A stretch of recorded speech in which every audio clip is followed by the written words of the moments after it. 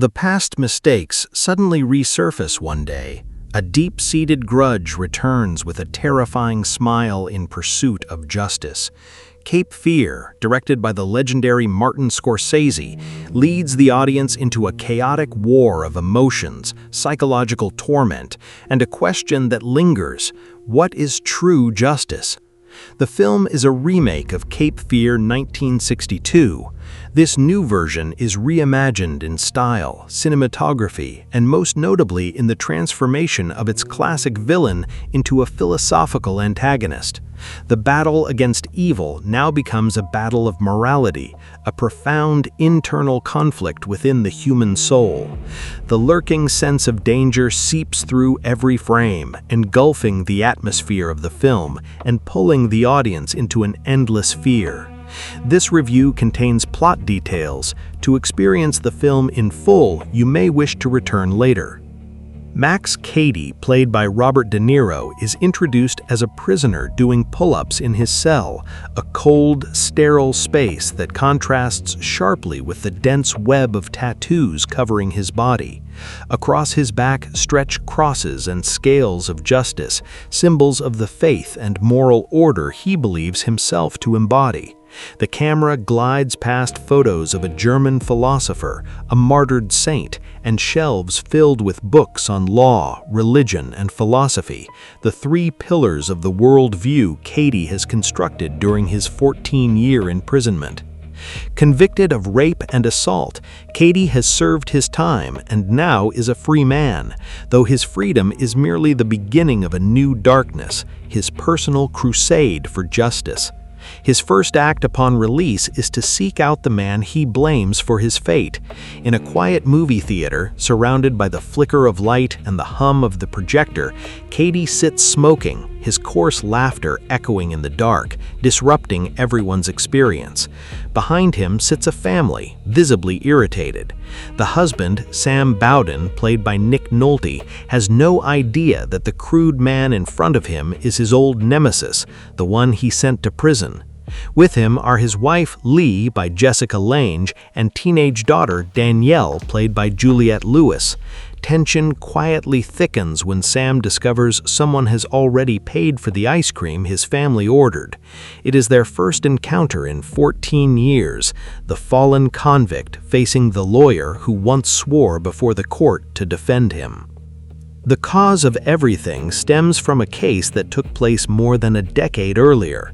Max Cady had raped and brutally assaulted a prostitute, and on his chest was a tattoo of a torn heart engraved with the woman's name, a blood oath to his past. However, the real tragedy lies not in the act of violence itself, but in what followed.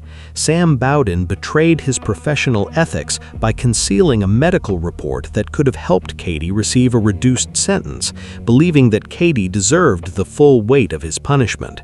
The camera glides over a series of books shown at the beginning of the film. Cady has spent years in prison reading about law, religion, and philosophy. From this knowledge, he merges these systems of thought and imagines himself as both a sinner before God and a divine judge. He believes he has been betrayed and must redefine the meaning of justice.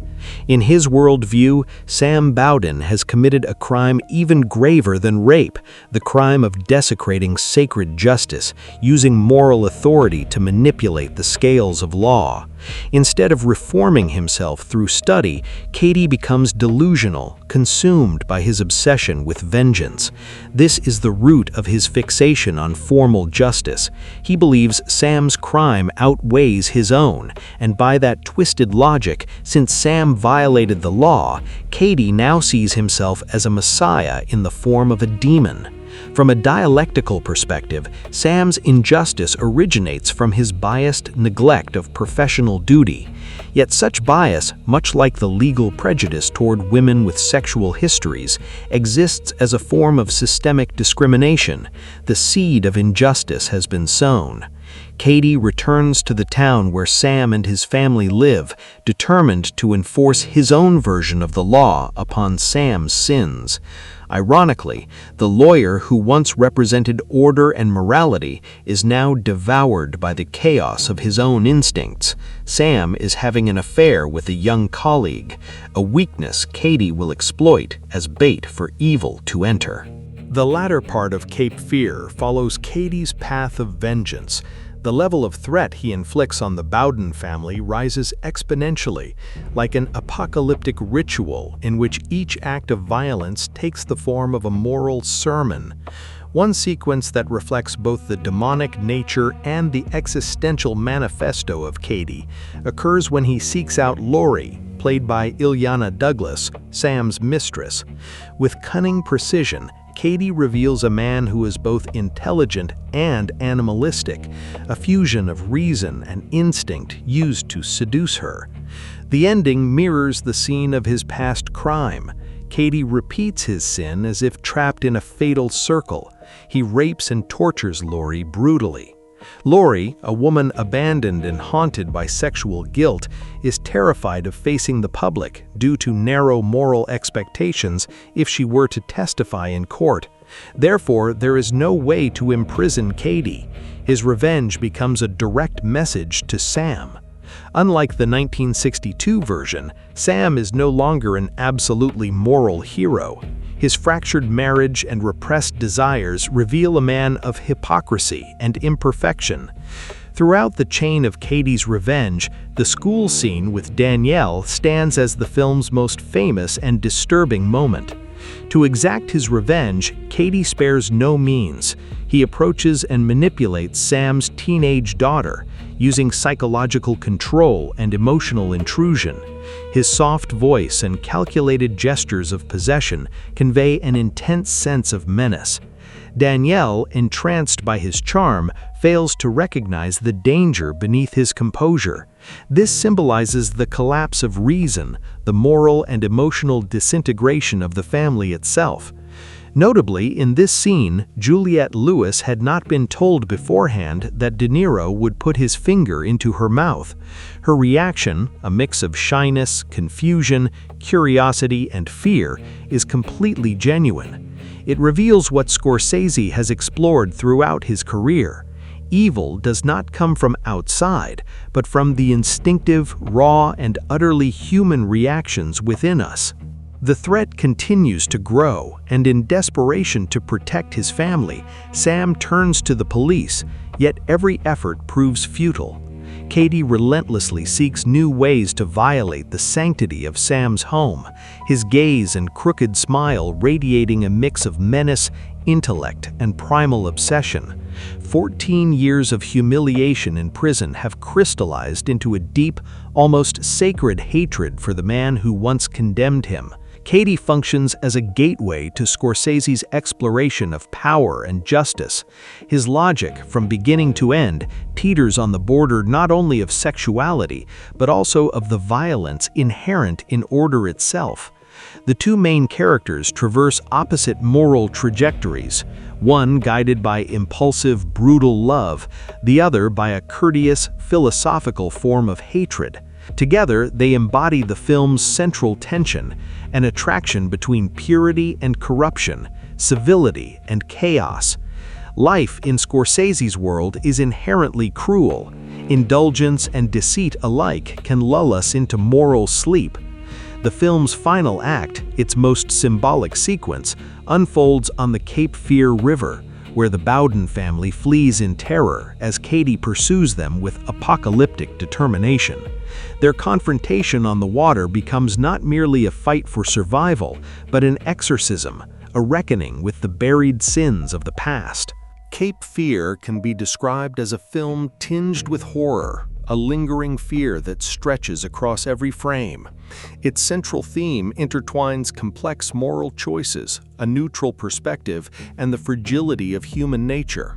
Some obsessions run too deep to be silenced, such as life, where certain conflicts are so consuming that only death can resolve them. The interplay of religious judgment and principles of justice elevates the film beyond a simple thriller into a meditation on guilt and retribution.